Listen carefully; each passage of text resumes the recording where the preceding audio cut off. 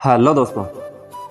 एक बार की बात है, एक गांव में एक किसान रहता था। उस किसान को जानवर पालने का बहुत ही शौक था।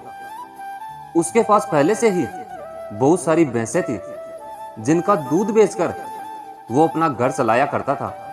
तो एक दिन उस किसान ने खरगोश और एक बंदर को भी अपने घर में पाल लिया।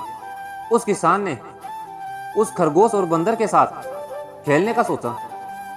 उस किसान ने अपने खेत में बहुत सारे छोटे छोटे गड्ढे कर दिए और फिर गड्ढों पर मिट्टी डालकर गड्ढों को बंद कर दिया।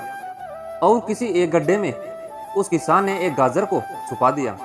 अब उस किसान ने खरगोश और बंदर को उस गाजर को ढूंढने के लिए कहा।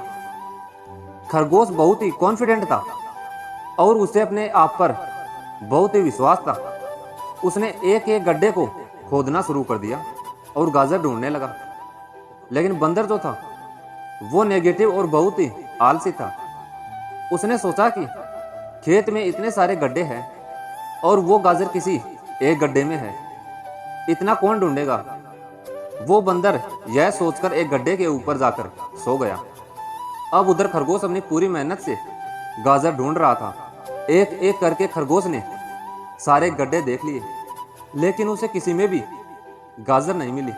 सिर्फ एक गड्ढा बाकी रह गया था जिसके ऊपर बंदर सो रहा था। अब खरगोश बंदर के पास जाता है और उसे उस गड्ढे पर से उठने के लिए कहता है। जैसे ही बंदर उस गड्ढे पर से उठता है, खरगोश गड्ढा खोदकर गाजर बाहर निकाल लेता है और अपने मालिक को ले जाकर दे देता है। बंदर यह देखकर हैरान हो जाता है कि जिस गड्ढे पर वो इतनी देर से सो रहा था, गाजर उसी के अंदर थी।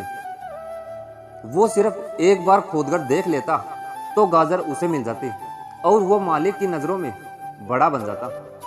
यही सोचकर वो अपने किए पर पछता रहा था। दोस्तों, इस कहानी से तीन बहुत बड़ी सीखें मिलती है। पहली ये कि कभी भी हमें काम के प्रति नेगेटिव नहीं सोचना चाहिए। जैसे उस बंदर ने सोचा कि इतने सारे गड्ढे और गाजर किसी एक गड्ढे में है, यही सोचकर उस काम को बड़ा बना लिया।